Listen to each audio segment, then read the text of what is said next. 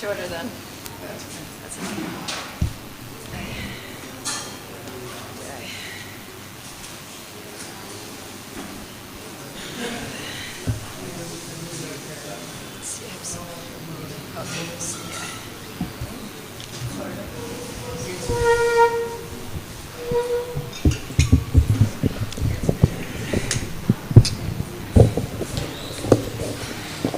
Hare Krishna.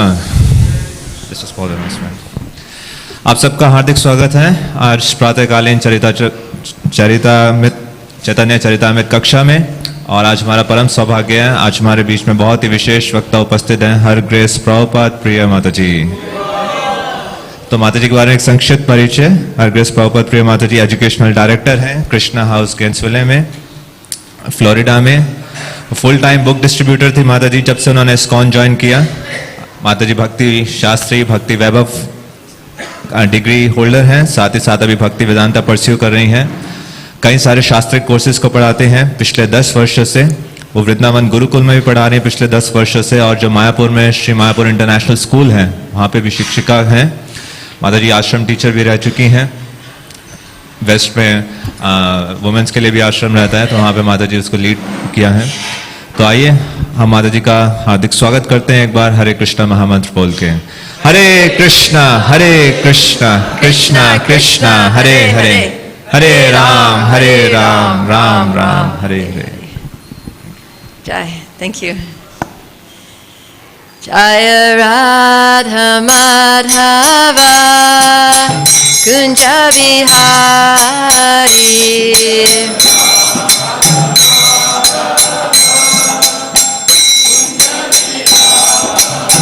Jaya Radha Madhava Kunja Bihari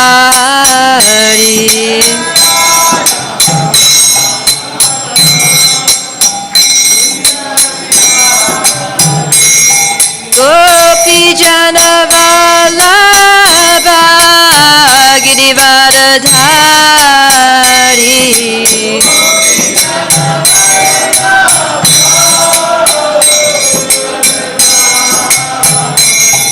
Gopi Janavallabha Girivardhari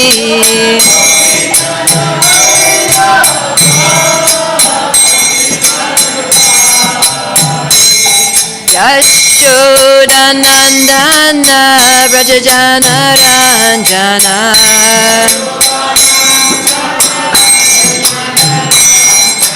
Yashodanandana Brajajana Ranjana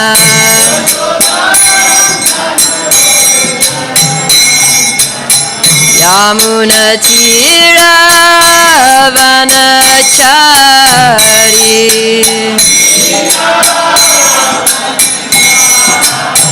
Yamuna Tira Vanachari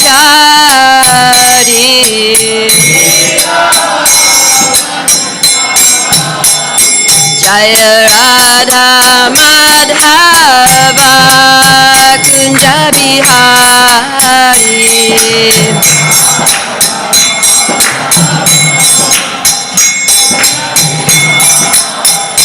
Jaya Radha Madhava Kunja Bihari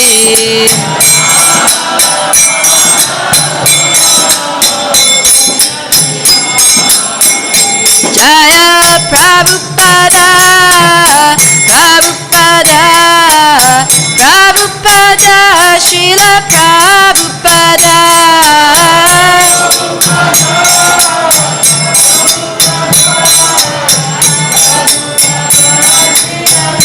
Jaya Jaya Prabhupada Prabhupada Prabhupada Jaya Srila Prabhupada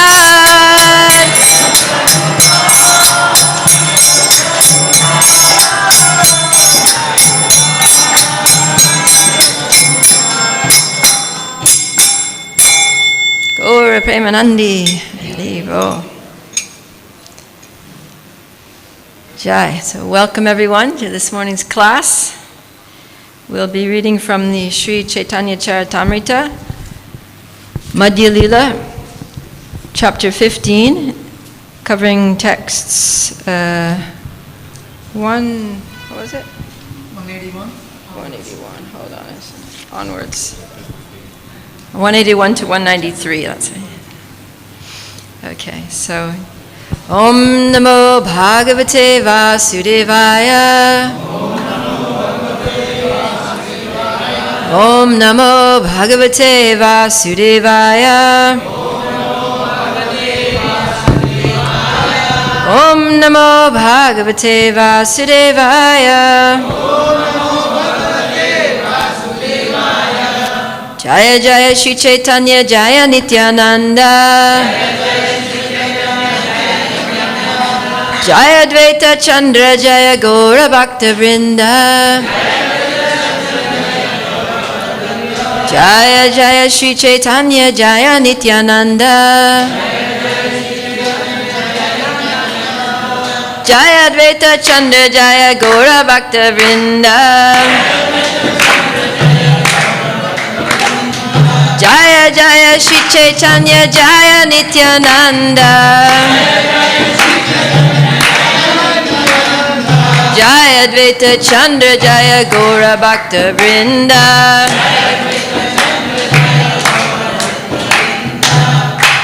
Jai. So, we're starting here from text 181. He mata sarva bhaktera kahi sabaguna. Sabare vidaya dila kari alingana.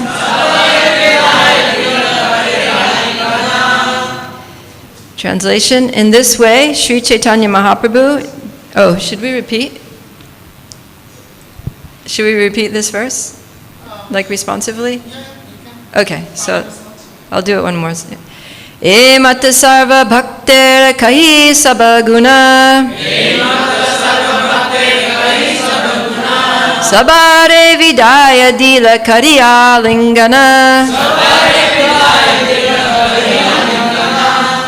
Devotees.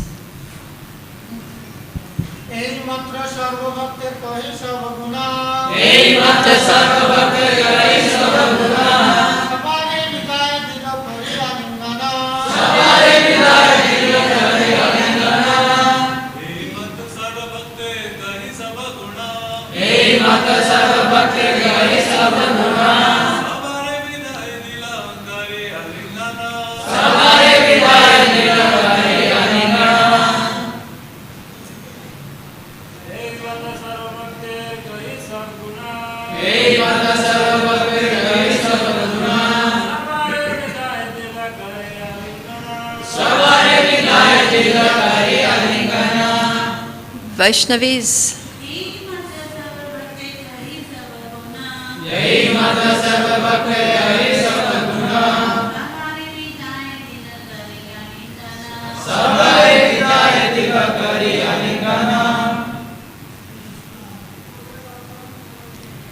Okay, let's do the word for word then. E mata. In this way. Sarva bhaktera. Of all the devotees. Kahi. Describing. Sabaguna. All the good qualities. Sabare. Unto everyone. Vidaya dila. Bade farewell. Kadi alingana. Embracing.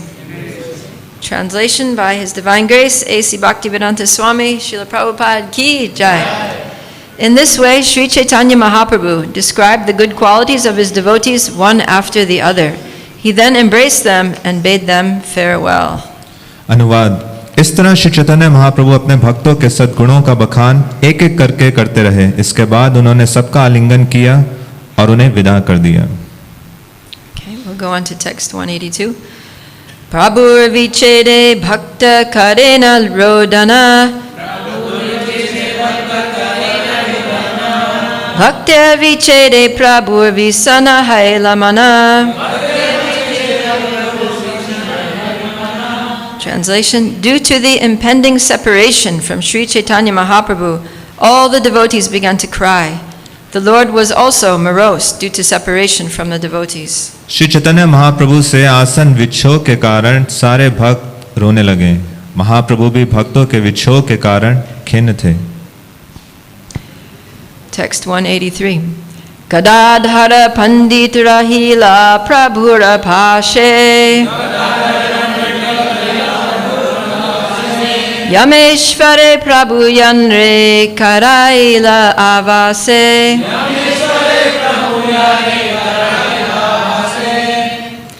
Gadadhar Pandit remained with Sri Chaitanya Mahaprabhu and he was given a place to live at Yameshvara. Gadadhar Pandit Shri Chaitanya Mahaprabhu के पास रहे, उन्हें यमेश्वर में रहने के लिए स्थान दिया गया। Purport: Yameshvara is on the southwest side of the Jagannath temple. Gadadhar Pandit resided there and there was a small garden and a sandy beach known as Yameshvara Tota. Yameshwar Jagannath मंदिर के दक्षिण पश्चिम में स्थित है। गदाधर पंडित वहीं रहे और वहां पर एक छोटा सा बगीचा तथा रेतीला तट है जिसे यमेश्वर टोटा कहा जाता है। Puri Gosai Jagadananda Swarupa Damodara Damodara Panditara Govinda Kashishvara E Sabasange Prabhu Vaishe Nila Chale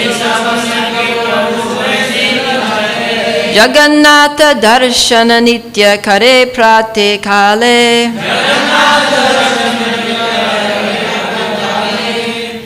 Sri Chaitanya Mahaprabhu remained at Jagannath Puri, Nilachala, with Paramananda Puri, Jagadananda Pandit, Swarup Damodar, Damodar Pandit, Govinda, and Kashishvara.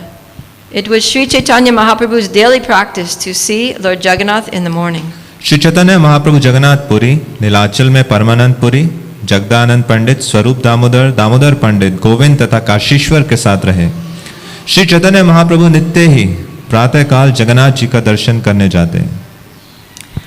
प्रभु पाश आसी सार्वभौम एकदिना योदाहत करिकिच्चु कैला निवेदना। One day, Sarvabhauma Bhattacharya came before Sri Chaitanya Mahaprabhu with folded hands and submitted a request. एक दिन सार्वभौम भट्टाचार्य हाथ जोड़े हुए चैतन्य महाप्रभु के समक्ष आए और उनसे एक प्रार्थना करने लगे। Ebe saba Vaishnava Goda Deshe Chali Gela Ebe Prabhur Nimantrane Avasara Haila. Since all the Vaishnavas had returned to Bengal, there was a good chance that the Lord would accept an invitation. चूंकि सारे वैष्णव बंगाल वापस चले गए थे, अतएव यह अच्छा अवसर था कि महाप्रभु निमंत्रण स्वीकार कर लेंगे। एबे मोर घरे भिक्षा कराहा मास भरे प्रभु काहे धर्म नाही नाहे करीते ना पारे। Sarvabhauma Bhattacharya said, "Please accept my invitation for lunch for 1 month." The Lord replied, "That is not possible because it is against the religious principles of a sannyasi." सार्वभौम भट्टाचार्य ने कहा, कृपया 1 मास तक मेरे यहाँ भोजन करने का निमंत्रण स्वीकार करें। महाप्रभु ने उत्तर दिया, ऐसा संभव नहीं है क्योंकि ये सन्यासी धर्म के विरुद्ध है। Sarvabhauma kahe bhiksha karaha bhishadina Prabhu kahe eha nahe yati dharma china.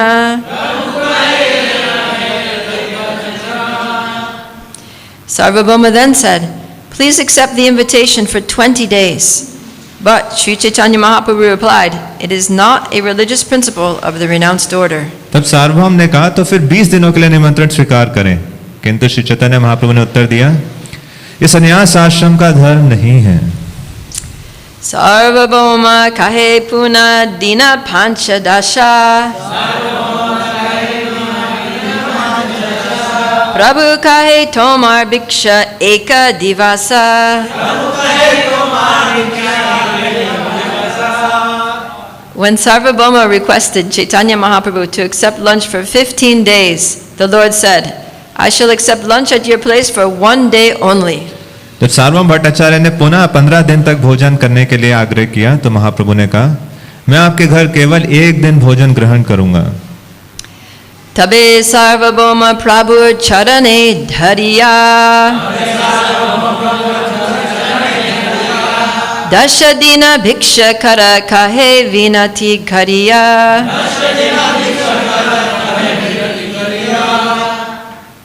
Sarvabhauma Bhattacharya then caught hold of the Lord's lotus feet and submissively begged, please accept lunch for at least 10 days. तब सार्वभौम ने महाप्रभु के चरण पकड़ लिए और विनय पूर्वक कहा, कम से कम 10 दिनों तक तो भोजन अवश्य ग्रहण करें। Prabhu krame krame pancha dina gataila pancha dina tara bhiksha niyama karila. In this way, by and by, Sri Chaitanya Mahaprabhu reduced the duration to 5 days.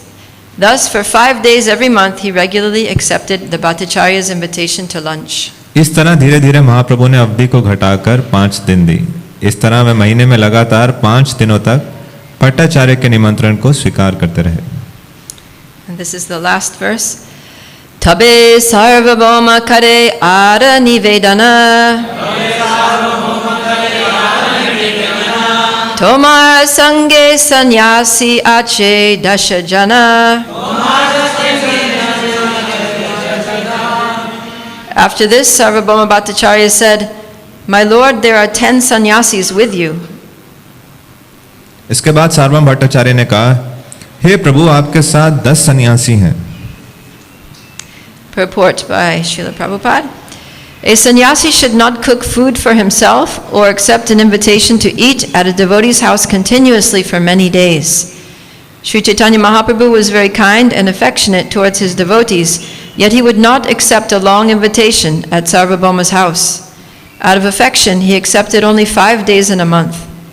The 10 sannyasis living with the Lord were 1. Paramananda Puri, 2. Swarup Damodar, 3. Brahmananda Puri, 4. Brahmananda Bharati, 5. Vishnu Puri, 6. Keshava Puri, 7. Krishnananda Puri, 8. Nirsingha Tirtha, 9. Sukhananda Puri, and 10. Satyananda Bharati.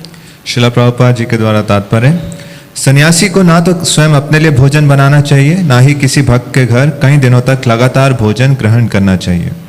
Shri Chaitanya Mahaprabhu अपने भक्तों के प्रति अत्यंत दयालु तथा वत्सल थे, तो भी उन्होंने सार्वभौम के घर लंबा निमंत्रण स्वीकार नहीं किया। स्नेहवश उन्होंने महीने में केवल 5 दिनों का निमंत्रण स्वीकार किया। महाप्रभु के साथ रहने वाले 10 सन्यासियों के नाम थे परमानंद पुरी, स्वरूप दामोदर, ब्रह्मानंद पुरी, ब्रह्मानंद भारती, विष्णु पुरी, केशव पुरी, कृष्णानंद पुरी, नरसिंह तीर्थ, सुखानंद पुरी तथा Satyanand Bharti. Srila Prabhupada ki jai. Om Jnanatimirandasya Jnananjana Shalakaya Chakshurunmilitanjena Tasmai Shri Gurave Namaha. Shri Chaitanya Manobishtam Stapitam Yena Bhutale Swayam Rupa Kadamayam Dadati Swapadantikam Vandeham Shri Guru Shri Yuta Padakamalam Shri Gurum Vaishnavamscha Shri Rupam Sagrajatam Sahagana Raghunatam Vitam Tam Sajivam Sadvetam Savadutam Parijana Sahitam Krishna Chaitanya Devam Shri Radha Krishna Padan Sahagana Lalita Shri Vishakam Vitamscha. He Krishna Karuna Sindhu Dinabandhu Jagatpate Gopesha Gopika Kanta Radha Kanta Namostute Tapta Kanchana Gorangi Radhe Vrindavanishvari Vrishabhanu Sute Devi Pranamami Hari Priye Vanchakalpatarubhyascha kripa sindhuvya eva cha patitanam pavanebhyo vaishnavebhyo namo namaha. Jai Shri Krishna Chaitanya Prabhu Nityananda Shri Advaita Gadadhara Srivasari Gaura Bhaktavinda Hare Krishna Krishna Krishna Hare Hare Hare Rama Rama Rama Hare Hare. Alright. So here we're seeing how Lord Chaitanya was following the principles, the rules and regulations of the sannyas ashram very strictly. यहाँ पर हम देखते हैं कैसे श्री चैतन्य महाप्रभु संन्यास आश्रम के धर्मों को, जितने भी वहाँ के नियम हैं, उनको बहुत सख्ती से पालन कर रहे थे. Lord Chaitanya accepted the sannyas order when he was very young. He was only 24 years old. Shri Chaitanya Mahaprabhu जब बहुत युवा थे तभी उन्होंने संन्यास आश्रम को स्वीकार किया. वो सिर्फ 24 वर्ष के थे. And he did so out of great compassion for all the fallen conditioned souls of this world. और उन्होंने ये चुनाव बहुत ही करुणावश किया, सभी जीवों के प्रति जो पतित जीवात्माएं हैं उनके प्रति उदारता दिखाने के लिए. Because at that time in Navadvip and all over the world practically, there were so many atheists and even those who were following Vedic culture, the Brahmana class, they were smarta Brahmanas and they were very arrogant and puffed up. क्योंकि उस समय नवद्वीप में और व्यवहारिक रूप से पूरे संसार में जितने भी लोग थे, अधिकांश लोग नास्तिक थे और जो तथाकथित वैदिक सभ्यता का पालन भी कर रहे थे, ब्राह्मण इत्यादि, वो स्मार्ट ब्राह्मण थे. So after Lord Chaitanya accepted first initiation from Ishvara Puri and came back to Navadvip, and he was beginning the Sankirtan movement. Go ahead. जब श्री चैतन्य महाप्रभु ने ईश्वरपुरी से पहली दीक्षा प्राप्त की और वापस नवद्वीप आए तो उन्होंने संकीर्तन आंदोलन प्रारंभ किया. He was sometimes in his ecstatic emotions, he was calling out gopi gopi gopi like that. तो कभी कभार पूरा भावावेश में आकर वो गोपी गोपी का उच्चारण कर रहे थे. So the people at that time couldn't understand him. तो उस समय जो लोग हैं उनके इन भावों को नहीं समझ पाए. And they criticized him. और उन्होंने उनकी आलोचना की. And there was a group of students that were even planning to attack him and harm him. और विद्यार्थियों का एक समूह था जो ये भी योजना बना रहा था कि कैसे महाप्रभु पर आक्रमण करें. And Lord Chaitanya thought this will never do. Chaitanya Mahaprabhu ने सोचा कि इससे नहीं होगा. I've come here to try to deliver the fallen souls, but by the way they're responding to me, they're just committing so many offenses that their situation is becoming worse instead of better. मैं यहाँ बद जीवों का उद्धार करने के लिए आया हूँ, परंतु वो जिस प्रकार से मेरे प्रति व्यवहार कर रहे हैं, इससे वो ज़्यादा से ज़्यादा अपराध कर रहे हैं और ज़्यादा से ज़्यादा बद हो रहे हैं. So Lord Chaitanya was thinking of a strategy of how to deliver them.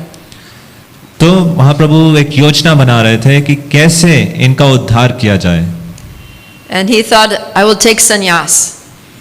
तो उन्होंने निष्कर्ष निकाला, मैं संन्यास लूंगा.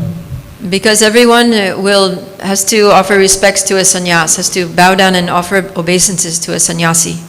क्योंकि हर एक को सन्यासी को सम्मान करना होता है, उनके समक्ष झुककर वो प्रणाम करते हैं. And because at that time in spiritual circles the Mayavadi sannyasis were prominent. क्योंकि उस समय आध्यात्मिक ग्रुप्स में ज्यादातर मायावादी सन्यासियों का बोलबाला था. So he thought I'll take sannyas initiation from a Mayavadi sannyasi. तो उन्होंने सोचा कि मैं सन्यास दीक्षा एक मायावाद सन्यासी से लूंगा. And that way he considered that not only will I save these rogue students, but also I'll be able to enter into discussion with the Mayavadi sannyasis and I'll convert them all to Vaishnavism. तो इस प्रकार से ना सिर्फ मैं इन धूर्त शिष्यों की रक्षा कर पाऊंगा, साथ ही साथ मायावादी सन्यासियों के साथ वार्तालाप करके उनके समूह में प्रवेश करके उन्हें भी परिवर्तित कर पाऊंगा. So then he went and took sannyas initiation from Keshava Bharati. तो उसके बाद उन्होंने सन्यास दीक्षा प्राप्त की केशव भारती से. But actually you can read in the Chaitanya Bhagavat how before Lord Chaitanya accepted initiation from Keshava Bharati, He actually initiated Keshava Bharati. तो परंतु वास्तविकता में आप चैतन्य भागवत में ये वर्णन पढ़ सकते हैं कि संन्यास दीक्षा लेने से पहले चैतन्य महाप्रभु ने किस प्रकार से केशव भारती को दीक्षा दी। Lord Chaitanya had gone to the Ganga, taken his bath, put on the sannyas vesh and sat down before his guru.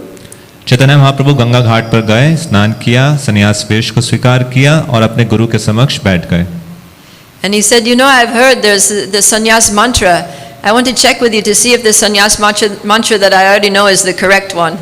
तो उन्होंने कहा मैंने सुना है संन्यास मंत्र के बारे में, मैं आपसे ये चेक करना चाहता हूँ कि जो ये संन्यास मंत्र है ये सही है या नहीं। So he whispered the mantra into the ear of Keshava Bharati. और उन्होंने केशव भारती के कान में वो मंत्र को बोला। So this was the Vaishnava sannyasi mantra. और ये वैष्णव सन्यासी मंत्र था। And at that time, Keshava Bharati, he became ecstatic. और उस समय केशव भारती बहुत भाव विभोर हो गए। And he understood the Lord's trick. और वो भगवान के इस ट्रिक को समझ पाए। And he said, yes, this is correct. और उन्होंने स्वीकार किया हाँ ये सही है। And then he turned around and whispered the same mantra into the ear of Chaitanya Mahaprabhu. और फिर पलटकर उन्होंने उसी मंत्र को चैतन्य महाप्रभु के कर्णों में बोला। So in the eyes of ordinary people, he took sannyas from a Mayavadi. तो जन सामान्यों के दृष्टि में उन्होंने एक मायावादी से संन्यास को स्वीकार किया। But we know by the mercy of Srila Vrindavan Das Thakur that before taking sannyas, he converted that Mayavadi into a Vaishnav, and therefore he took Vaishnav sannyas. परंतु वृंदावन दास ठाकुर की कृपा से हमें ये ज्ञात है कि पहले उन्होंने मायावाद सन्यासी को वैष्णव में परिवर्तित किया और फिर उसके माध्यम से वैष्णव सन्यास को स्वीकार किया। So that is a secret that is known to the Vaishnavas. तो ये जो रहस्य है सिर्फ वैष्णवों को पता है। And although Lord Chaitanya went alone to take sannyas, he arranged that some of his followers, 5 or 6 of his followers, come later to join the ceremony. हालांकि महाप्रभु अकेले गए थे संन्यास को लेने के लिए, उन्होंने इस प्रकार प्रबंध किया था, उनके 4-5 गुह्यतम पारिकर बाद में आकर उनसे मिले आगे यात्रा के लिए। And so for the duration of his sannyas initiation ceremony, there was ecstatic kirtan going on. Those devotees, he called the devotees to do kirtan. जब तक संन्यास समारोह हो रहा था तो उनके जो भक्त हैं बहुत ही उन्मुक्त कीर्तन कर रहे थे। And then after the initiation was over, then the kirtan continued and everyone started dancing in ecstasy. और जब संन्यास दीक्षा समारोह समापन हो गया तो भी कीर्तन चलता रहा और सभी भाव विभोर होकर नृत्य कर रहे थे। And even Keshava Bharati, the so-called at least former Mayavadi sannyas guru, he was dancing so ecstatically and rolling on the ground that Vrindavan Das Thakur describes that he lost external consciousness and he was just dancing and rolling on the ground to the extent that his clothes fell off. तो बाह्य रूप से तथाकथित केशव भारती जो मायावाद सन्यासी थे, जो वैष्णव में परिवर्तित हो गए, तो वो भी इतना उन्मुक्त होकर कीर्तन कर रहे थे कि वो अपनी बाह्य चेतना खोकर अंतरंग चेतना में जमीन पर रोल रहे थे और इतना उन्मुक्त थे कीर्तन में। वृंदावन दास ठाकुर वर्णन करते हैं कि उनके जो वस्त्र हैं वो गिर गए। And they just continued dancing. और फिर भी वो नृत्य करते रहे। So like that, it was a real Hare Krishna initiation.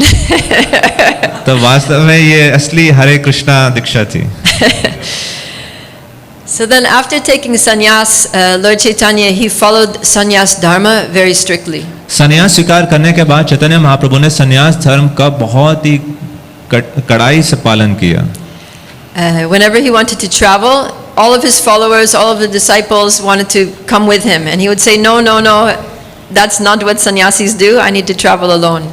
जब भी वो यात्रा के लिए जाते थे तो उनके जितने परिकर हैं और उनको जितने अनुयायी हैं सब उनके साथ यात्रा पे जाना चाहते थे, तो महाप्रभु मना कर देते, नहीं, सन्यासी मतलब मैं अकेला जाऊंगा। And he would want to take only his japamala and his kamandalu, water pot. और एक हाथ में अपनी जपमाला और दूसरे हाथ में कमंडलू पकड़ के जाते थे। Then with great difficulty the devotees convinced him to just at least take one servant with you who can carry your one change of clothes and your small things.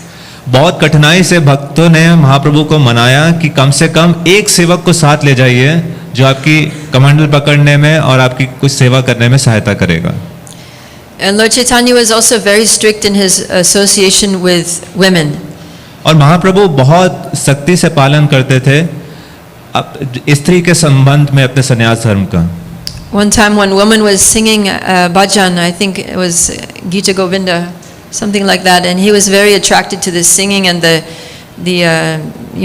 bhajan, because his mood was the mood of Srimati Radharani. So when he heard that, then he became very transcendentally attracted, and he was going to run to the place where the bhajan was being sung, and his disciples stopped him. तो एक बार महाप्रभु एक स्त्री जो गायन कर रही थी शायद गीत गोविंद का जिसमें राधा रानी का भाव है उसको सुनकर महाप्रभु इतने उन्मुक्त हो गए और आकर्षित हो गए उस भजन से, वो उस दिशा में भागने लगे. तो उनके सेवक ने उनको रोका. And then he said, "Thank you so much, you saved my life. I would have been running after this woman." तो महाप्रभु ने उनको कहा, धन्यवाद करते हुए कहा कि आज आपने मेरा जीवन बचा लिया, नहीं तो मुझे पता नहीं था मैं इस स्त्री की तरफ जा रहा था. And then later also he banned one associate of his, Chota Haridas, who for simply begging rice from a woman and having Lord Chaitanya could detect that he had some lustful thought in his mind while he did so. और बाद में आगे चलकर उन्होंने अपने एक प्रमुख शिष्य छोटा हरिदास को भी प्रतिबंध उस पर लगा दिया था जब वो भिक्षा मांगने गए चावल के लिए, और महाप्रभु ये पहचान पाए उनके अंतःकरण में कहीं ना कहीं कोई कामुक विचार था. So not only did he not associate with women, but he didn't associate with men who were interested in associating with women for the तो ना wrong ही उन्होंने reasons. स्त्री से वो किसी प्रकार का संग करते थे, बल्कि उन पुरुषों का जिनके अंदर किसी भी प्रकार की भावना है स्त्री के प्रति आकर्षण की, उनका भी संग नहीं करते थे. And then one time, one of his very confidential, his very near and dear associates, Jagadananda, brought a pot full of sandalwood oil that he wanted to use to massage the Lord's transcendental body. और उनके एक बहुत ही प्रिय अंतःकरण परिकर जगदानंद पंडित उनके लिए चंदन का तेल लाए, और उनको वो चाहते थे कि महाप्रभु इसको स्वीकार करें और अपने शरीर पर इसका लेप करें. And Lord Chaitanya said, "No, I can't accept that. Are you trying to break my regulative principles?" तो चैतन्य महाप्रभु ने कहा, नहीं, मैं इसको स्वीकार नहीं कर सकता, आप क्या मेरा धन तोड़ना चाहते हैं. And Jagadananda became so upset. He took it was a clay pot, very expensive sandalwood oil, and he just smashed it on the ground. और जगदानंद पंडित ये बात सुनकर इतने क्रोध हो गए, तो जो मिट्टी का मटका था जिसके अंदर इतना महंगा चंदन का तेल था, उन्होंने उसी को उठाया और वहीं पर जमीन पर मारकर फोड़ दिया. But Lord Chaitanya was relentless. He wasn't going to break his principles as a sannyasi.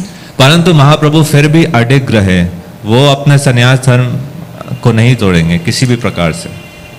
So now in what we just read, we saw another example of Lord Chaitanya's being very strict in following sannyas dharma, in that he refuses to accept regular invitations at one house for lunch. तो जो भी हमने पाठ किया इसमें भी ये वर्णन आता है किस प्रकार महाप्रभु संन्यास धर्म के इस पहलू पर भी बहुत कठोर थे. वो किसी एक ही घर से पुनः बार बार भोजन निमंत्रण लंबे समय तक स्वीकार नहीं करेंगे.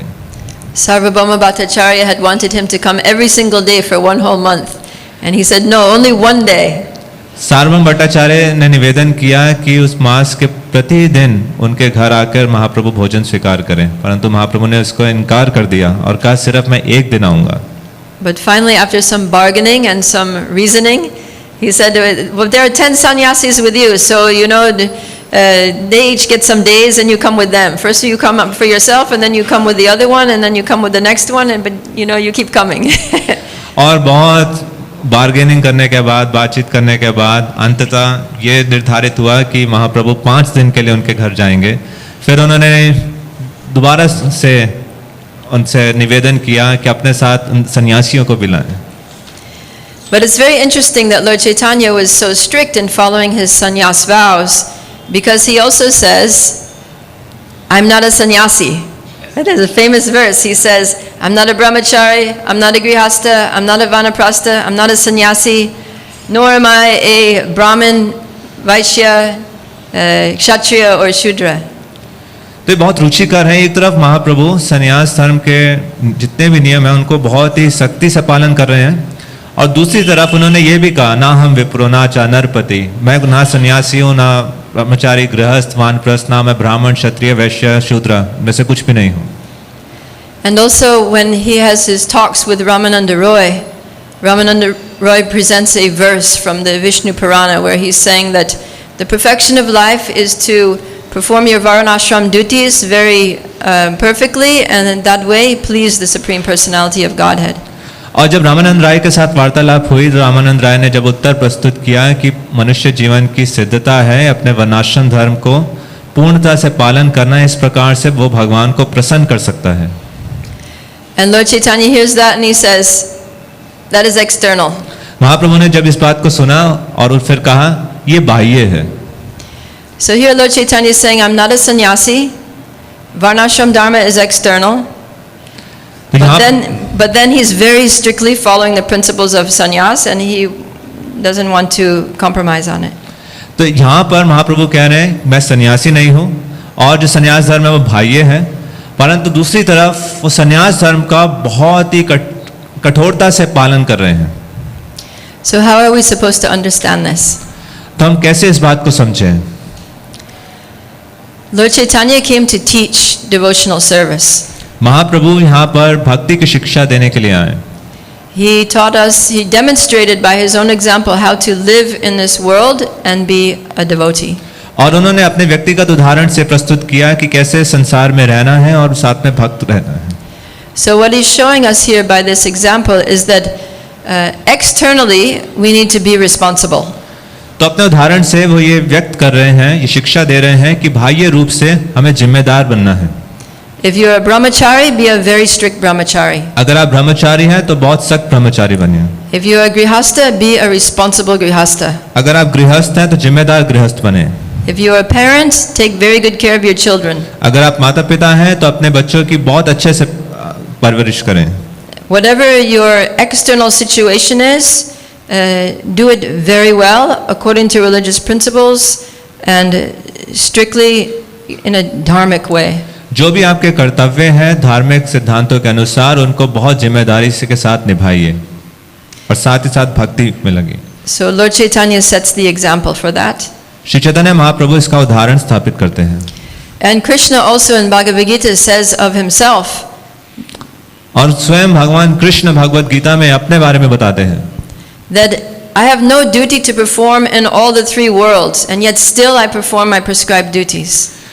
इन तीनों जगत में मेरे लिए कोई कर्तव्य के काम कार्य नहीं है करने के लिए, परंतु फिर भी मैं बहुत जिम्मेदारी के साथ करता हूँ।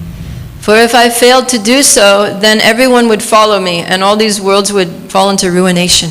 क्योंकि अगर ऐसा करने में मैं विफल होता हूँ तो सब कोई मेरा अनुसरण करेंगे और सब का पतन होगा। Why? Because yad yad acharati shreshtas tat tat eve taro janaha. That whatever action a great person performs, common people follow. जो भी कार्य एक महान व्यक्ति करता है जन सामान्य उसका पालन करते हैं। So Lord Chaitanya, he followed this sannyas, the rules and regulations of sannyas very strictly. इसलिए श्री चैतन्य महाप्रभु संन्यास धर्म के जितने भी नियम हैं उनको बहुत सख्ती से पालन कर रहे हैं। Because if he didn't, otherwise there would be social chaos. अगर वो ऐसा नहीं करेंगे तो सामाजिक स्तर पर बहुत ही हलचल मच जाएगी। In Vedic society, the sannyasi is the head of the society. वैदिक समाज में सन्यासी पूरे समाज का नेतृत्व करते हैं। Everyone is looking to see what the sannyasi is doing. हर कोई देख रहा है कि वो सन्यासी क्या करते हैं। So if he's not following his principles, others who are in lower social orders, they'll think, well, he's not following principles, why should I? तो अगर वो अपने धर्म अपने कर्तव्यों को पालन नहीं करेंगे तो जो नीचे के स्तर पे सामाजिक स्तर पर जितने लोग हैं वो देखेंगे अगर ये नहीं कर रहे तो मैं क्यों करूं।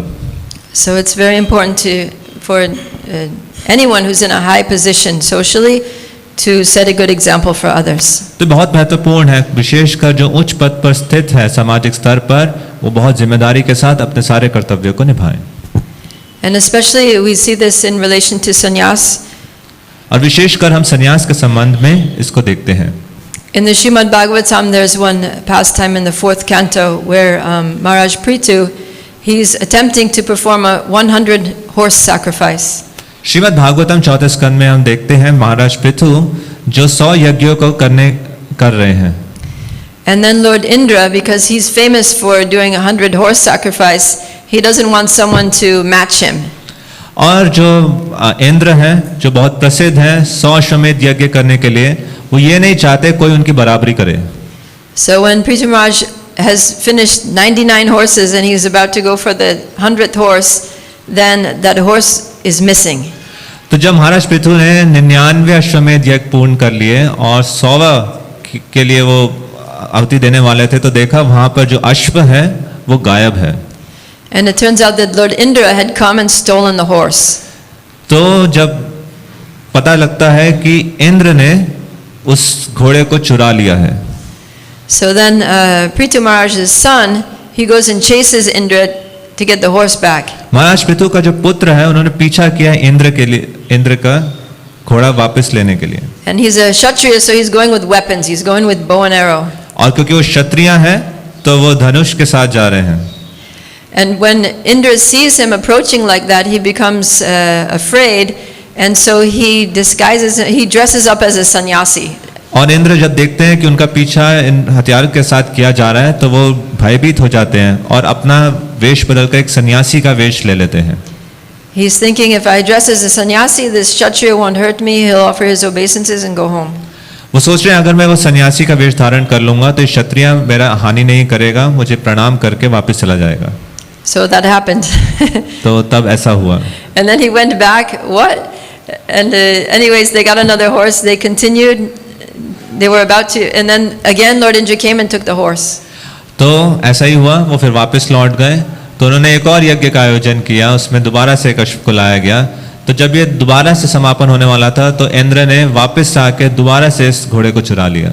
And that happened several times. और ऐसा कई बार हुआ. And every time Lord Indra would dress up as a different kind of sannyasi. और हर बार इंद्र एक अलग-अलग प्रकार से अलग-अलग रूप सन्यासी का वेश धारण करता था. In this way he was starting so many lines of bogus sannyasis. इस प्रकार से कई सारे कपटी सन्यासियों की परंपरा उन्होंने प्रारंभ की. And finally Lord Brahma, because Lord Brahma is the maintainer of, he's a responsible administrator in the universe. तो क्योंकि ब्रह्मा जी बहुत ही जिम्मेदार प्रबंधक हैं इस पूरी सृष्टि के. So he sees this and he says, this is going to spoil everything. All these bogus sannyasis are going to be preaching deviant principles. They're going to mislead society. How are people ever going to get back to Godhead? तो जब उन्होंने ये देखा तो उन्हें लगा इससे तो बहुत हाहाकार मच जाएगा. जितने भी ये कपटी सन्यासी हैं, झूठे सन्यासी की परंपरा प्रारंभ हो गई है, ये अलग अलग अपसिद्धांतों का प्रचार करेंगे और इससे बहुत ही अपद्रव्य फैलेगा. So then he goes down and he intervenes with Maharaj Prithu's sacrifice. He says, just stop the sacrifice. तो वो जाते हैं उस सभा में और हस्तक्षेप करते हैं इस यज्ञ में और महाराज पृथु से निवेदन करते हैं कि आप इन यज्ञ को समाप्त कर दीजिए. You be satisfied with 99 horses. आप संतुष्ट रहिए 99 यज्ञों से. Because you're doing the sacrifice for the benefit of humanity, but inadvertently you're causing more harm to humanity. क्योंकि आप जितने भी ये यज्ञ कर रहे हैं पूरे समाज की भलाई के लिए कर रहे हैं, परंतु फल स्वरूप क्या हो रहा है, ज्यादा से ज्यादा हानि पहुंच रही है. So then Maharaj Prithu stopped and everything was okay. तो महाराज पृथु ने वहीं पर विराम दिया और फिर सब चीज ठीक हो गई. So it's very important. This is showing us it's very important, especially for the sannyas order, to be done properly. तो यहाँ पर ये शिक्षा प्राप्त होती है कि कैसे जो सन्यास आश्रम का जो धर्म है उसको बहुत अच्छे से पालन करना. And we see also in our own society, right to the present day, here in ISKCON, that whenever sannyasis behave inappropriately, it causes so much chaos amongst the devotees. और हम अपने ISKCON संस्था में भी देखते हैं कि जब जब ऐसा हुआ है कि किसी सन्यासी ने ठीक से व्यवहार नहीं किया, तो बहुत सारे भक्तों के बीच में अपद्रव्य होता है, कंफ्यूजन होती है, chaos होता है. So Lord Chaitanya is setting a very good example by externally doing everything paka. तो चैतन्य महाप्रभु बहुत ही अच्छा उदाहरण यहाँ पर स्थापित कर रहे हैं बाह्य रूप से बहुत ही जिम्मेदारी से सारे नियमों का पालन करने का। But at the same time, he says, I'm not a sannyasi. परंतु साथ ही साथ वो इस बात को भी स्थापित कर रहे हैं कि मैं सन्यासी नहीं हूँ। So he's also teaching us through this, तो वो इसके माध्यम से भी हमें शिक्षा दे रहे हैं that whatever position we're in, we should be responsible, but we should not identify with the external material identification. कि हम जिस भी परिस्थिति में हो बहुत जिम्मेदारी से व्यवहार करें, जिम्मेदारी से सभी धर्मों का पालन करें, परंतु अपनी पहचान बाह्य पद से ना करें। We should identify, as Lord Chaitanya did, that Gopi Bhartu Padakamalayur Das Das Anudas. हमें अपनी पहचान उसी तरह करनी चाहिए जैसे श्री चैतन्य महाप्रभु ने की, गोपी भर्तु पद कमलयो दास दास अनुदास। That I'm none of these varnashram designations, but my only identification is that I'm the servant of the servant of the servant of Krishna, the maintainer of the gopis. उन्होंने अपनी पहचान वर्णाश्रम के किसी भी पहलू से नहीं की, परंतु अपनी पहचान की कि वह गोपियों के सेवक हैं। And Krishna also in the Bhagavad Gita, we were referring to chapter 3 where he says that, I have to perform my prescribed duties to set the example for others. So after that, in Bhagavad Gita 3:27, what does he say? Prakrite kriyamanani gunai karmani sarvashaha ahankara vimudatma kartaham iti manyate. Go ahead. Bhagavad Gita 3रा अध्याय में भगवान कृष्ण भी स्थापित करते हैं कि अलग अलग कार्यों का पालन करते हैं जिससे हर कोई उनका अनुसरण कर सके, परंतु आगे जाके उन्होंने इस श्लोक को भी कहा प्रकृति क्रियमाणानि।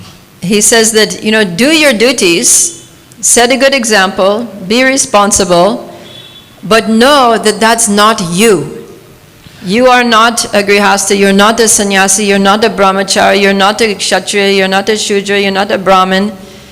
You also are gopi bhartu padakamalayur das das anudas. तो उन्होंने कहा आप अपना कर्तव्य करें, बहुत जिम्मेदारी के साथ करें, परंतु यह आपकी असली पहचान नहीं है। आप ब्रह्मचारी गृहस्थ वानप्रस्थ सन्यासी नहीं हैं, आप गोपी भर्तु पद कमलयो गोपियों के सेवकों के सेवक हैं।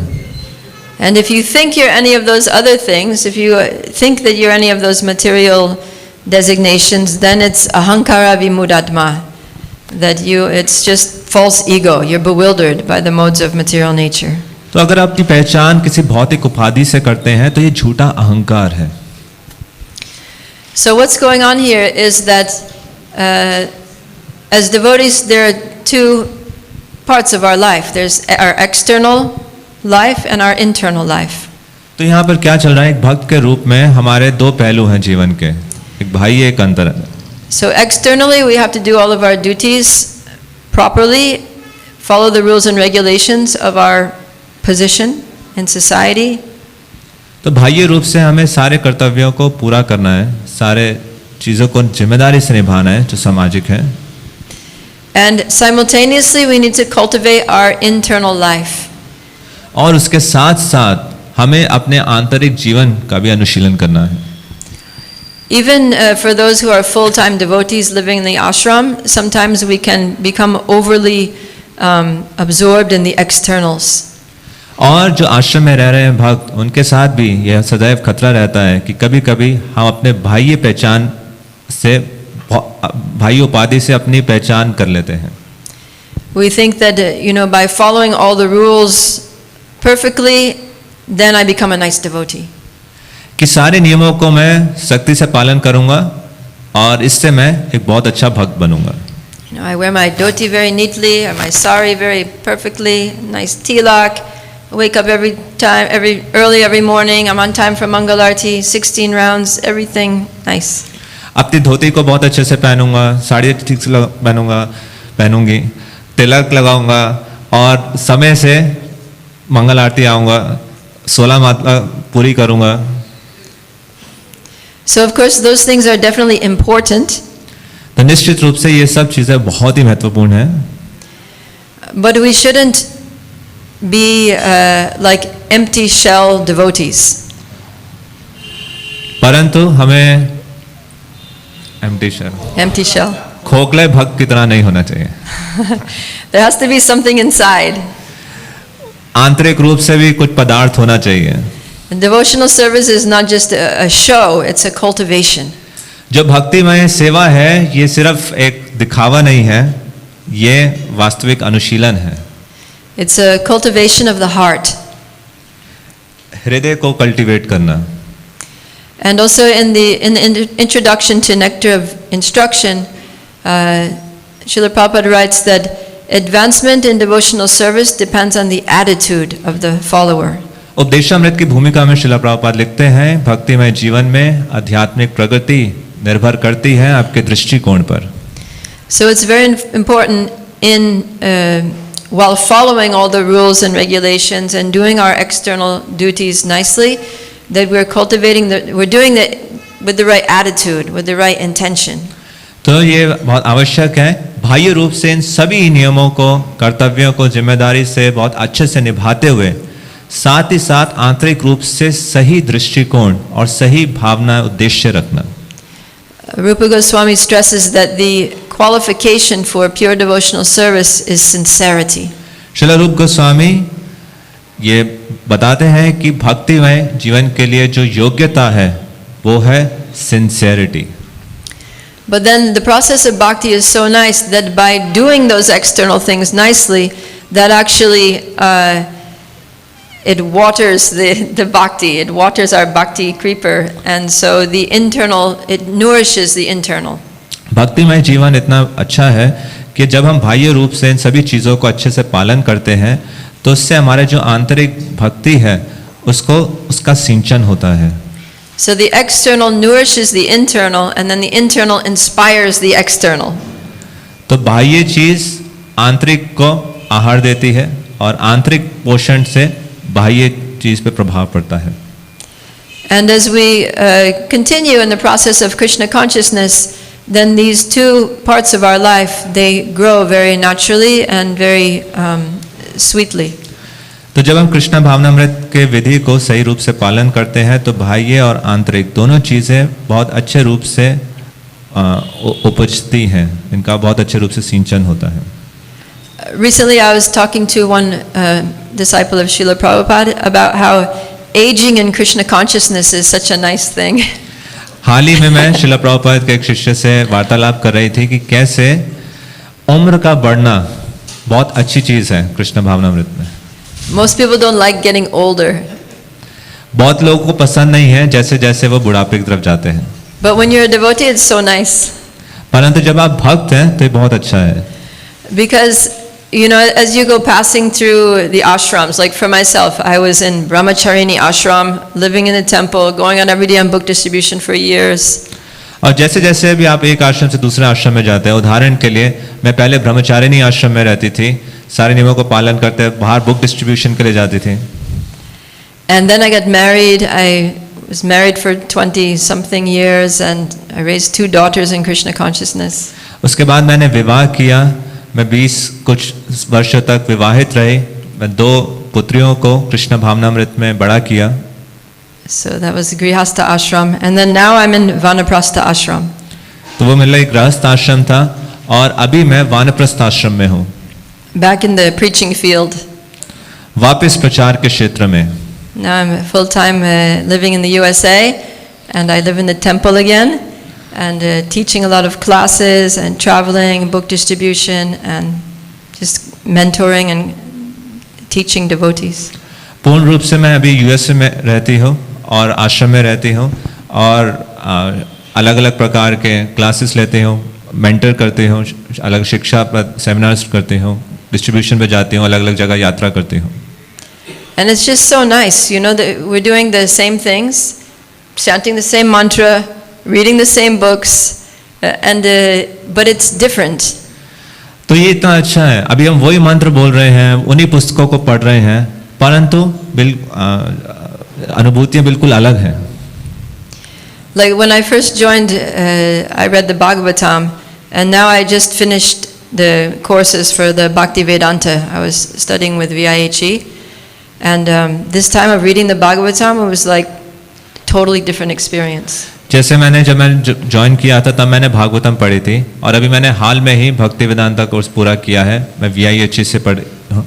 तो जब मैंने इसमें भागवतम पढ़ी, जो मेरा अनुभव था वो बिल्कुल अलग था। Because, just serving Krishna, just devoting your life to serving Krishna for so many years, Krishna gives you so much realization. And passing through all these experiences, the different ashrams, you get so much realization. तो भक्त के जीवन में, भक्ति के जीवन पूरा व्यतीत करने के बाद कृष्ण आपको बहुत सारे साक्षात्कार देते हैं, और इन अलग अलग आश्रम की अवस्थाओं से गुजरना मेरे लिए बहुत महत्वपूर्ण और अच्छा था. Then after passing through so many experiences, then when you read the Bhagavatam, it's like boom, it like hits you in a new way. और इतने सारे अनुभवों के बाद आप फिर भागवतम पढ़ते हैं तो बूम, बिल्कुल आपको बिल्कुल अलग रूप से हिट करती है. It's like you have, and you start to have like tangible experiences of Krishna in your life. और तब आपको बहुत ही दिलचस्प टैंजिबल अनुभव होते हैं कृष्ण के अपने जीवन में. And simultaneously your external material identifications just start to fall away. और साथ ही साथ जो आपकी बाह्य उपाधियां हैं वो धीरे धीरे गिरना प्रारंभ करती हैं. Like maybe you reach an age where you're retiring from your work. आप एक ऐसी आयु पर पहुंचते हैं जब आप रिटायर हो रहे हैं अपने कार्य से. Your children are growing up, so the family pressures and obligations are not so strong. और आपके जो बच्चे हैं बड़े हो चुके हैं, आपके घर के तरफ जिम्मेदारी इतनी ज़्यादा नहीं है अभी. Also your body is falling apart. So you're putting less faith in your physical body as your, shelter and source of strength. साथ ही साथ आपका शरीर का जो ढांचा है वो भी अस्त व्यस्त हो रहा है, और जितनी श्रद्धा आपने रखी थी या शरण ली हुई थी अपने शारीरिक बल में और अपने शरीर में, वो भी हटना शुरू होते हैं. And it's almost like just naturally the way the world is, the way the cycle of life goes, is that you're forced to go a little more internal. और जो संसारिक चक्र है स्वाभाविक रूप से, प्राकृतिक रूप से आप विवश हो जाते हैं आंतरिक रूप में प्रवेश करने के लिए.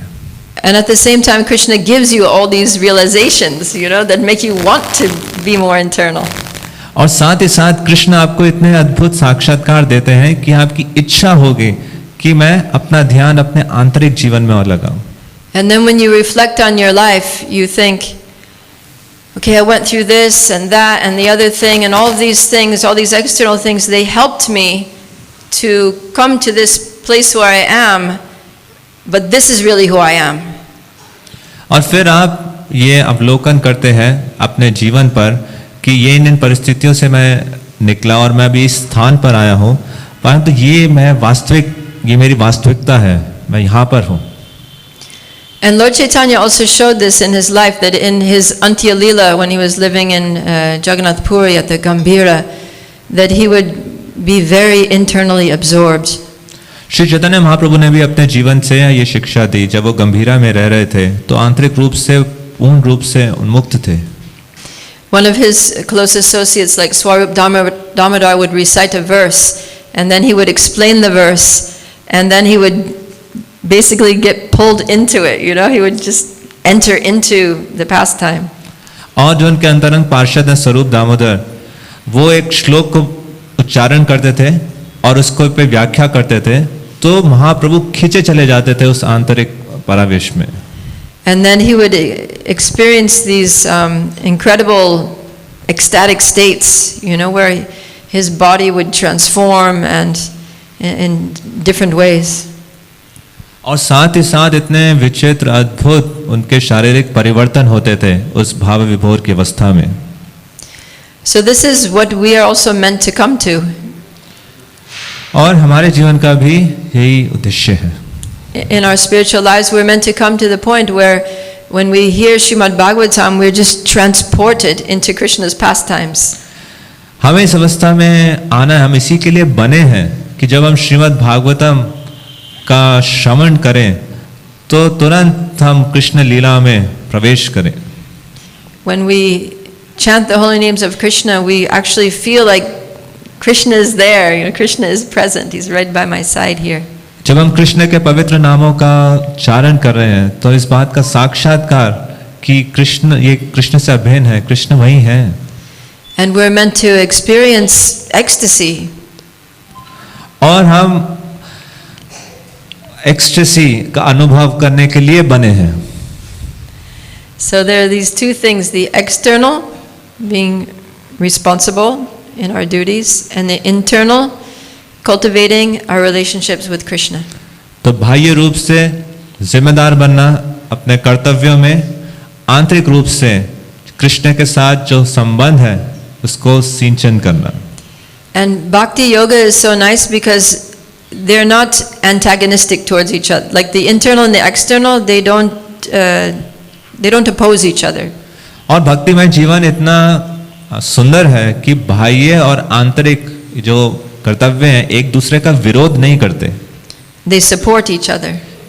एक दूसरे को सहयोग करते हैं. And we see the 6 Goswamis in Vrindavan, the way they lived, that they were internally so absorbed, you know, like the song, Gopi Bhava Rasamrita Abdilahari. और छठ गोस्वामी के जीवन से भी देखते हैं जो वृंदावन में रह रहे थे आंतरिक रूप से पूर्ण रूप से उन्मुक्त थे.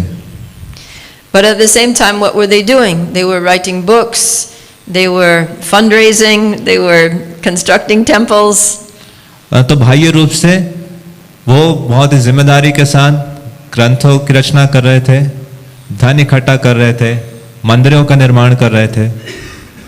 They were laying the foundation for Lord Chaitanya's movement, both internally and externally. Chaitanya Mahaprabhu के आंदोलन की नींव का वो निर्माण कर रहे थे, आंतरिक और बाह्य दोनों रूप से. And so that's the example that all of us should also follow. तो ये उदाहरण है जो हम सबको पालन करना चाहिए. Continue on these two lines and continue to spread Lord Chaitanya's movement. इन दोनों पद का अनुशीलन करना और जारी रखना श्री चैतन्य महाप्रभु के आंदोलन का प्रचार. In the same way that Lord Chaitanya so expertly and ecstatically demonstrated. उस तरीके से जो स्वयं श्री चैतन्य महाप्रभु ने बहुत ही भाव विभोर, दक्षता और जिम्मेदारी के साथ उदाहरण स्थापित किया. Okay, I'll stop here. It's getting late. Any questions or comments? तो मैं यहीं पर विराम दूंगी. किसी का कोई प्रश्न या टिप्पणी? Yes.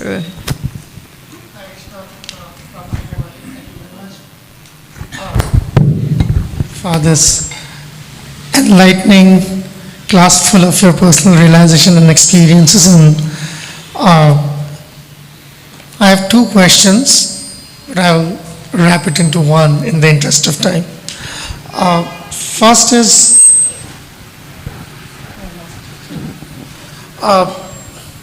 talking about setting a good example. So you said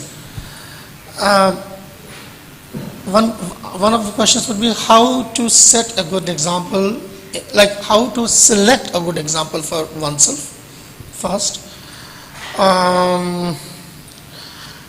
And since bhakti is in a way very individual and very subjective, so I mean, like, why at all, like, we need good examples, which is like, you see, a third party, when, like, bhakti is basically very individual and it's like, but I'm asking the question in the context when you said that, like, in the current scenario when it's very hard to find good examples, and good examples may cease to be good examples in the coming days. Yeah. And it's very difficult to put your trust here.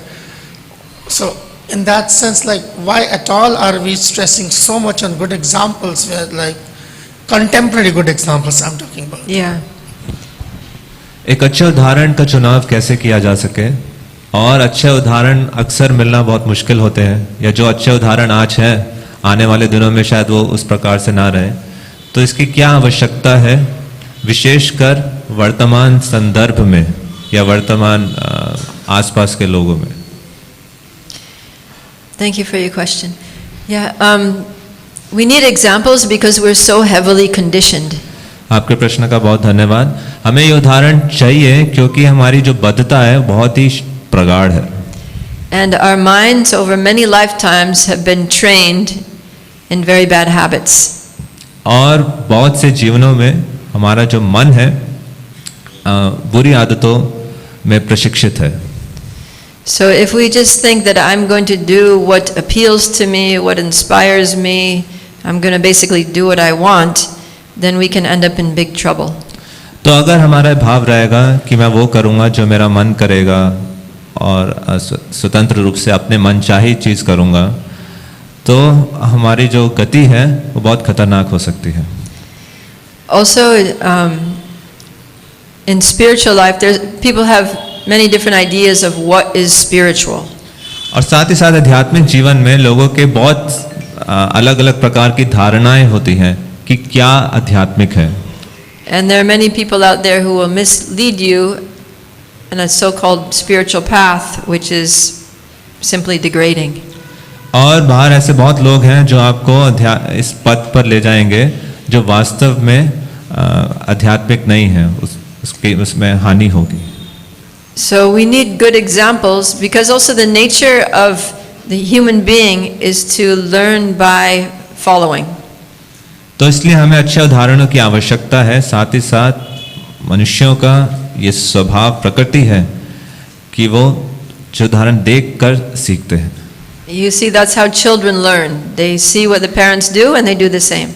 जैसे बच्चे कैसे सीखते हैं, वो देखते हैं कि माता पिता क्या कर रहे हैं और उसी से वो सीखते हैं. And adults are largely the same. और वास्तव में बड़ों के साथ भी ऐसा ही है. We see what people do and we do the same.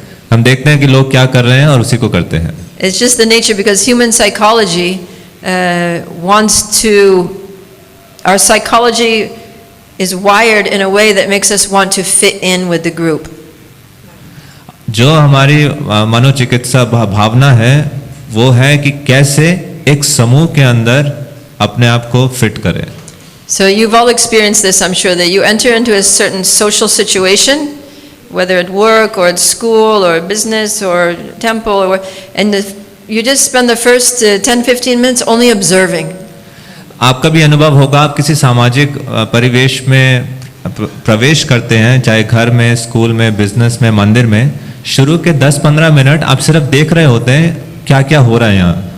Because you're trying to understand what people do, how do they interact with each other, where do they go at this time when this person's, oh, everyone's going to do this now, okay, and you do the same. आप जानना चाहते हैं कि लोग आपस में किस प्रकार से आदान प्रदान कर रहे हैं, किस प्रकार जा रहे हैं, और आप भी फिर उसी प्रकार से करना चाहते हैं. It's just the human nature. ये एक स्वाभाविक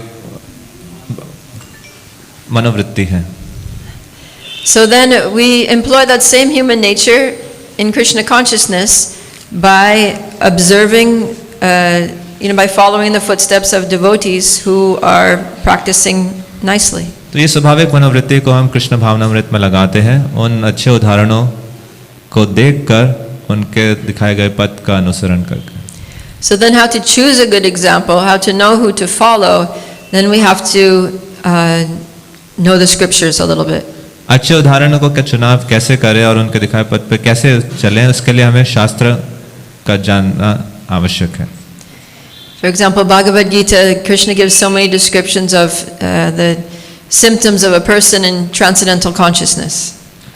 जैसे भगवत गीता में कृष्ण उदाहरण देते हैं एक आध्यात्मिक चेतना में जो व्यक्ति स्थित है उसके क्या लक्षण हैं. And in Srimad Bhagavatam there are also so many descriptions of pure devotees like Prahlad Maharaj. और श्रीमद् भागवतम में भी बहुत सारे शुद्ध भक्तों के वर्णन हैं, जैसे प्रहलाद महाराज. Chaitanya Charitamrita is all about Lord Chaitanya's pastimes with his pure devotees. चैतन्य चरितामृत पूरा ग्रंथ है महाप्रभु के अपने जो परिकर शुद्ध भक्त हैं उनके साथ आदान प्रदान. So by studying the scriptures we can get a very good idea, a very authoritative idea of what spiritual life is and what a genuine person who's practicing it looks like. तो इन शास्त्रों को पढ़कर हमें बहुत अच्छा और बहुत प्रामाणिक रूप से ये ज्ञान प्राप्त हो सकता है कि आध्यात्मिक जीवन क्या है और जो वास्तविकता में आध्यात्मिक जीवन का अनुशीलन कर रहा है उसके क्या लक्षण होंगे. And then of course our best example is our own founder Acharya Srila Prabhupada. और सबसे अच्छा उदाहरण हमारे खुद के संस्थापक आचार्य श्रील प्रभुपाद हैं. So we can read about his life in Lilamrita. तो लीलामृत में हम उनका जीवन के बारे में पढ़ सकते हैं. We can watch following Srila Prabhupada video series. हम फॉलोइंग शिला प्रभुपाद की जो वीडियो सीरीज है उनको देख सकते हैं, And we can get a good sense of what it means to be a very nice devotee in ISKCON. तो बहुत अच्छे रूप से हम ये धारणा को समझ सकते हैं कि ISKCON में एक अच्छे भक्त का क्या अर्थ है. And then we just need to look around and find devotees who are exemplifying those qualities. Find devotees who are really sincerely trying to follow in Srila Prabhupada's footsteps, follow his example. और फिर आसपास देखकर हमें पहचान सकते हैं, उन उदाहरणों को ढूंढ सकते हैं जो वास्तविकता में श्रील प्रभुपाद के दिखाए गए मार्ग पर चल रहे हैं, उन गुणों को प्रदर्शित कर रहे हैं. And then we follow them. और फिर हम उनका अनुसरण करते हैं. Das, das, das, das. उनके दासों के दासों के दासों के रूप. Okay. Did I answer? Was there another part? Did I cover it all? All right, there's another question there. Yes, Prabhu, please.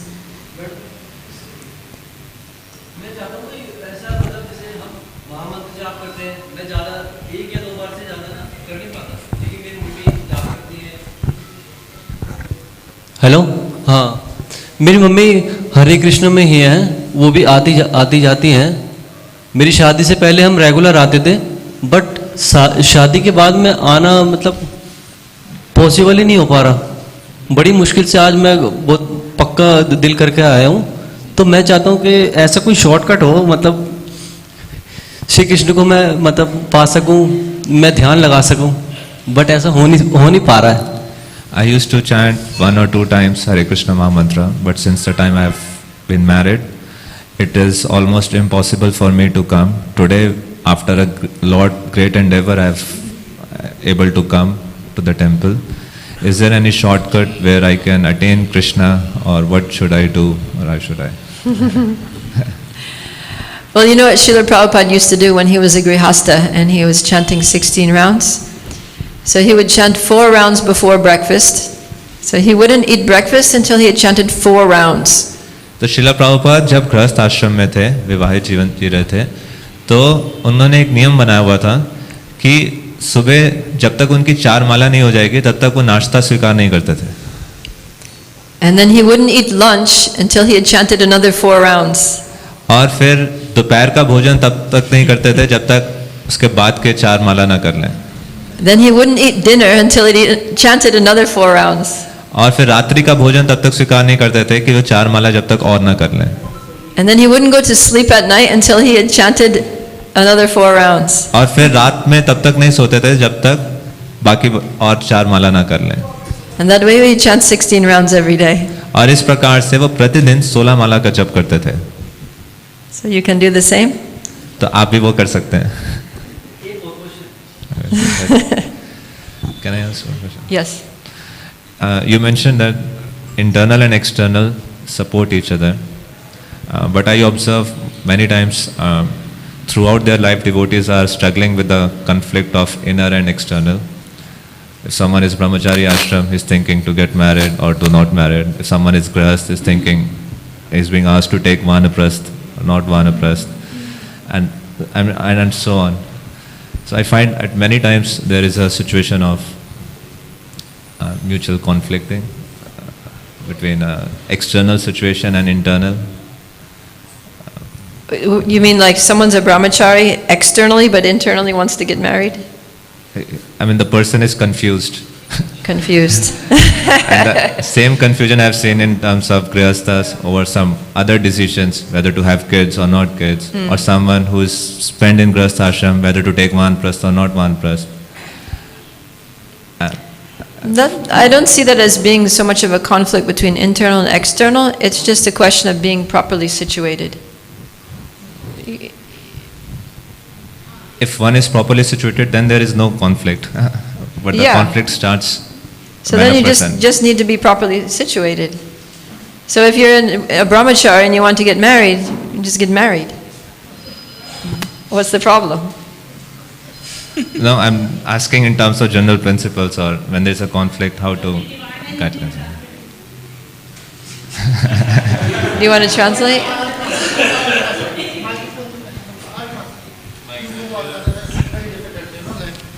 to translate for yourself. Yeah. Yeah, it's like somebody's asking a question and then like he's asking a question, I have to translate for everybody else Yeah, also. you translate. I am translating.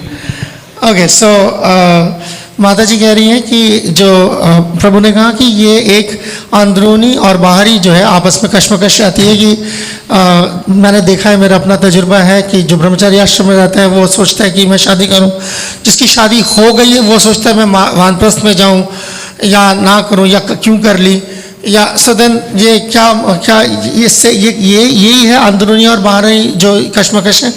तो माता जी कह रही है नहीं, ऐसा नहीं है, ये आप किस जगह पे स्थित हो उसके वजह से, अगर आपकी स्थिति ठीक है तो आपको कोई फिर जो है ऐसे इस तरीके से कश्मकश का सामना नहीं करना पड़ेगा। प्रभु कहते हैं कि तो यही तो बात है कि ये कन्फ्यूजन जो है इसको कैसे हैंडल किया जाता है। Now I summarised, go on. Yeah, I mean, there's a lot of confusion because people don't understand the ashram system properly. तो ज़्यादातर जो ये कश्मकश जो होती है वो इसीलिए होती है कि लोगों को ये आश्रम काम कैसे करते हैं इसके बारे में कोई सही जानकारी नहीं होती। They think brahmacharya has to be for life. तो जैसे वो समझते हैं कि ब्रह्मचारी का मतलब है सारी जिंदगी उसको ब्रह्मचारी आश्रम में पड़े रहना पड़ेगा। But brahmacharya is just a stage. ब्रह्मचारी जो है वो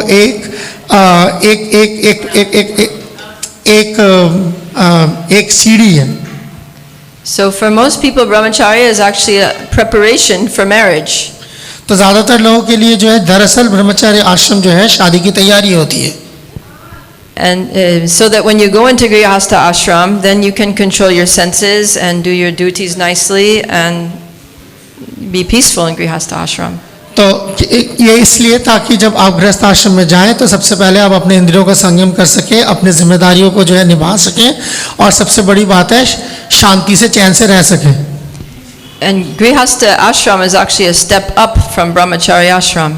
तो इसीलिए गृहस्थ आश्रम जो है क्योंकि वो ब्रह्मचर्य आश्रम से एक कदम ऊपर है, इसीलिए उसकी जिम्मेदारियां ज्यादा हैं। Because as brahmacharis, you're just taking care of yourself. You know, you're doing your own sadhana, your service. You're looking. You just have to worry about yourself, basically. क्योंकि ब्रह्मचारी आश्रम में आपकी जिम्मेदारी क्या है? आपकी जिम्मेदारी आप खुद हैं, अपना देखें, अपनी साधना देखें, अपनी जिंदगी देखें। And you are being maintained by the temple. और जो है आपको मंदिर जो है वो आपका निर्वाह मंदिर कर रहा होता है। Whereas when you become a grihastha, then your responsibility expands. Now you're taking care of wife, you're taking care of children, and you're also maintaining the society. You're contributing to the temple. You're maintaining the temple. तो जब आप ये ब्रह्मचारी से जब आप गृहस्थ आश्रम में आते हैं तो आपकी जिम्मेदारी कई गुना बढ़ जाती है, क्योंकि अब आप न सिर्फ अपनी और अपने परिवार की देखरेख कर रहे हैं बल्कि आप मंदिर को भी जो है के प्रति भी अपनी जिम्मेदारी निभा रहे हैं। आप उसके लिए भी जो है आप उसको भी आप उसका पालन करते हैं। It's just like when you go to school. School is like training, so that your education is a training to prepare you for your career. जैसे कि जब बच्चा जो है स्कूल जाता है वो इसलिए जाता है कि ताकि वहाँ पर उसकी तालीम हो सके और उसके बाद जो बाहर जाके वो दुनिया में जो है काम कर सके। And in your career, your responsibilities expand and you become a producer, a provider for society. तो क्योंकि वहाँ जब आप बाहर जाते हैं तो उस वक्त जो है आपसे उम्मीद की जाती है कि आप कुछ पैदा करें, आप कुछ बनाएं, आप जो है समाज के लिए कोई योगदान दें। So brahmacharya is like that. When a brahmachari is mature and is training and ready to take responsibility and ready to make a larger contribution to the society and set a good example and be someone that can provide shelter for others, then they can get married. तो इसलिए ब्रह्मचारी जो है वो ब्रह्मचारी जो अब सियाना हो चुका है, जो समाज के लिए जो कोई योगदान देने के लायक है, जो जिम्मेदारी ले सकता है, दूसरों के लिए उदाहरण बन सकता है, तो ये सारे जो है ब्रह्मचारी आश्रम के लिए हैं, तो अदरवाइज नहीं है। He added that part. He added the part because I see people running away. So so the confusion whether I should stay brahmachari, whether I should get married, is because we don't perceive things rightly. We think brahmacharis often see grihastha ashram as like a fall down or something, or so it shouldn't be like that. It's actually it's just as much a spiritual ashram. It's grihastha ashram, If you're going to fall down, that's not grihastha ashram, that's griha medi. तो इसीलिए क्योंकि जो गलतफहमी जो हम देखते हैं हमारे इर्द गिर्द वो ये है, ये समझ है कि शादी कर लेना जो है वो पतन है. तो अगर आदमी गिरी गया तो फिर आश्रम कैसे हुआ, फिर तो गृह मेदी हुआ. And there's a lot of purification in the grihastha ashram. You know, it's a good place for a lot of purification to happen. After you've gone through grihastha ashram, you're a very strong devotee. तो क्योंकि गृहस्थ आश्रम में जो है बहुत तरीके की जो है शुद्धिकरण होता है, और इसीलिए गृहस्थ आश्रम में आने के बाद आप देखेंगे कई भक्त जो हैं वो वाकई में बहुत अच्छे भक्त निखर के आते हैं. But then grihastha ashram is also not forever. It's also a training. और फिर गृहस्थ आश्रम भी जो है वो सारी जिंदगी के लिए नहीं है, वो आगे के लिए एक तालीम दे रही है आपको. Because now you know what it is, you can give it up. क्योंकि अब आपको ये मालूम है कि गृहस्थ आश्रम क्या है, तो अब आप इसको जो है छोड़ के आगे निकल सकते हैं. When you're young and you read all those statements in Bhagavatam about family life, you know, you think, really? तो जब आप शुरुआत में जब आप भागवतम पढ़ते हैं, मतलब जैसे नौसिखी होते हैं तो सुनते हैं कि अच्छा ऐसा है. But after you've gone through grihastha ashram and raised children and all that, you read those statements and you're like, yes, everything the Bhagavatam says is true. तो पर उसके बाद जब आप और जो है गृहस्थ आश्रम में रह के जब और ज़्यादा सियाने बनते हैं, जब आपने घर अपने बच्चे सब पाले हैं, आपने चलाया है, उसके बाद आप भागवतम पढ़ते हैं, अब आपको जो है आपका जो अंडरस्टैंडिंग है, आपका जो अनुभव है वो कुछ और ही निकल के आता है, कहते हैं हाँ वाकई में. But most people cannot break the attachment without going through it. क्योंकि ज़्यादातर लोग जो है ये जो आसक्ति है इससे गुजरे बगैर इस आसक्ति को तोड़ नहीं पाते. So we have this phenomenon now in ISKCON that, you know, brahmacharis are pushing stay brahmachari, then they become 40, 45 years old and they want to get married. तो इसीलिए जो है ISKCON के अंदर जो आजकल जो स्थिति हम देख सकते हैं, ज़्यादातर ऐसा ही होता है कि ब्रह्मचारी इसको जो है धकेलते रहते हैं कि नहीं ब्रह्मचारी रहेंगे, और फिर उसके बाद आप देखते हैं कि 40, 45, 50 में आके जो है फिर वो शादी करते हैं. So if you're going to get married, better do it before you reach age 45. अगर आपको शादी करनी है तो 45 से पहले कर लें. And then by the time you're 50, 55, then you can take vanaprastha. ताकि आप 50-55 तक जब पहुंचे तो वानप्रस्थ ले सकें.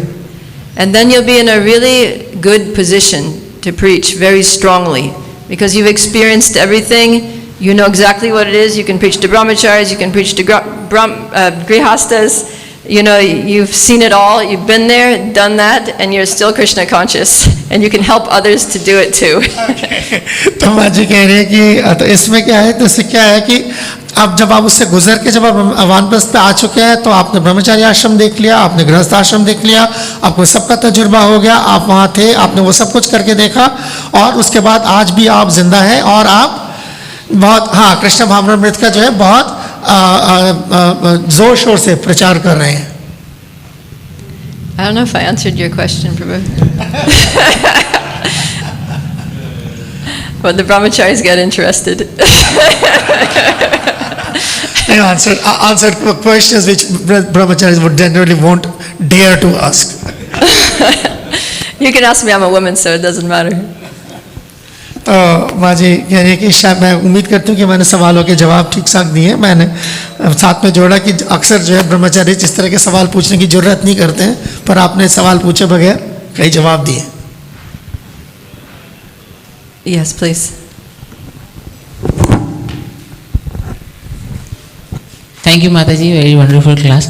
My question is that, as you mentioned in the class, that there are two aspects to the life of a devotee. One is an external and another is an internal cultivation, and they mutually support each other. So, and you also mentioned that by external activities our internal gets watered also. So, my question is that as we are doing the activities of devotional service, chanting and hearing about Srimad Bhagavatam and reading Prabhupada books, so if one is conscious of completing his daily routine, as you told that wearing our dhoti and putting on tilak, attending Mangal Aarti, etc., etc., So can it be assumed that automatically the attitude will improve and things in the heart will get nourished and Krishna consciousness will also become very strong, or one has to simultaneously and exclusively cultivate his internal also? It will improve automatically provided that you want it to. Simultaneously, question का last part है simultaneously, it will automatically improve internally, not externally, internally. Okay. तो जैसा आपने बताया कि दो पहलू हैं, बाह्य और आंतरिक रूप से जैसे हम प्रतिदिन अपने दैनिक आध्यात्मिक कार्य करते हैं, सुबह तैयार होना, मंगल आरती आना, जप करना, भागवतम श्रवण करना, तो ऐसे कार्य को करने से क्या स्वतः आंतरिक दृष्टिकोण और आंतरिक आध्यात्मिक जीवन का सिंचन हो जाएगा, या इसके अलावा भी कुछ करना होगा? एक प्रश्न, या इसके अलग से कुछ करना होगा? तो माता जी ने उत्तर दिया है कि ये आंतरिक रूप से तब होगा जब आप अगर आप चाहते हैं कि आपका आंतरिक रूप से विकास हो. So Krishna responds not so much to what we do, but he responds to what we want. Krishna अक्सर जो हम करते हैं उसको रिस्पॉन्ड नहीं करते, परंतु जो हम वास्तविक में आंतरिक रूप से चाहते हैं उसको रिस्पॉन्ड करते हैं. His name is, one name is Bhava Graha Janardana. उनका एक नाम है भावग्राही जनार्दना. That means he looks at the mood that we do something with. इसका अर्थ है वो आपके भाव को देखते हैं जो आप कर रहे हैं. So if we're doing the external things because we really want to be purified, we want to be a pure devotee, we want to please Krishna, we want to please the devotees, then the internal thing will be nourished. But if we're doing it, oh, go ahead.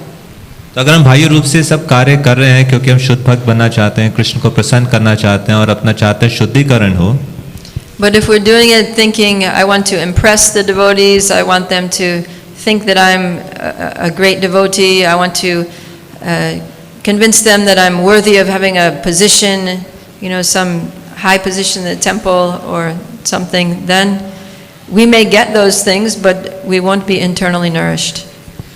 और अगर हम इस भाव से कर रहे हैं कि मैं दूसरों को इम्प्रेस कर सकूं, मंदिर में एक अच्छा प्रबंधक पद पा सकूं इत्यादि, तो हमें हो सकता है सब चीज़ें मिल जाएं, परंतु हम आंतरिक रूप से आध्यात्मिक रूप से संतुष्ट नहीं होंगे. So we have to be very careful what we desire. तो हमें बहुत सावधान रहना होगा कि हम किस चीज़ की इच्छा करते हैं. Go ahead.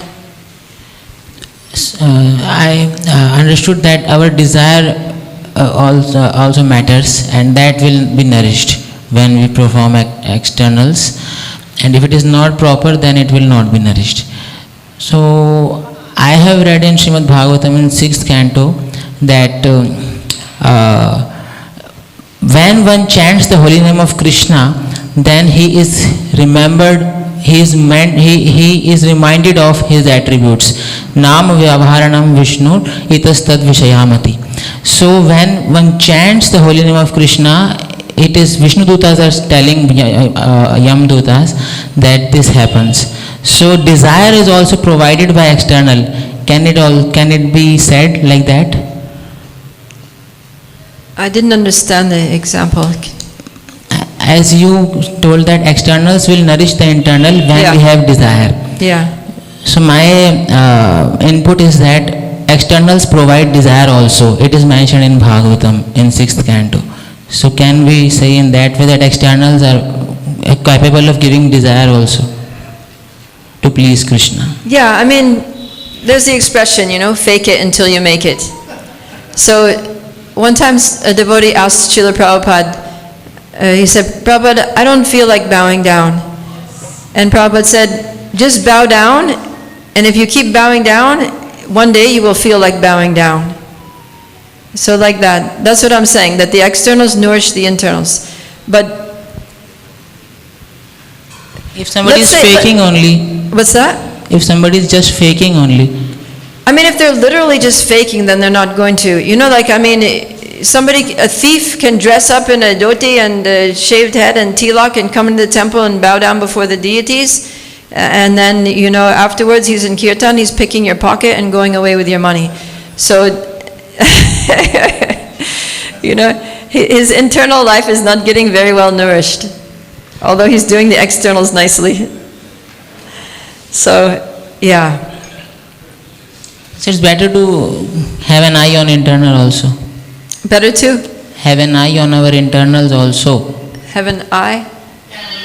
Yeah, for sure. Yeah, we have to be conscious. Thank Prabhupada you. said, first of all, we need to be conscious, and then we can be Krishna conscious. So we need to be conscious of what's going on internally and reflect. You know, we have to be introspective. When we do something, why am I doing this? What am I doing it for? And get our intention right. Or even before we start to chant, before we go to do our service, put our intention in the right place, that I'm doing this to please Krishna, I'm doing this as a service to Krishna, I'm doing this to please the Vaishnavas. Why? Because I depend on the mercy of the Vaishnavas and Krishna. Otherwise, I'll never make any advancement. Thank you, Mataji. Okay. Are we good? All right. Sorry, we went way over time. I'm still jet lagged, so I'm totally oblivious to what time it is and where I am. I had an 18-hour flight yesterday. Grantaraj Shri Chaitanya Charitamrita ki jai, Srila Prabhupada ki jai, Nitai Gaur Premanandi. Her Grace Prabhupada Priya Mataji ki. So we thank Mataji for her kind association and request you to please keep visiting this temple again and again. Let us express our gratitude by chanting Hare Krishna, Krishna Krishna, Hare Hare, Hare Rama, Rama Rama, Hare Hare. Jai. Thank you all very much.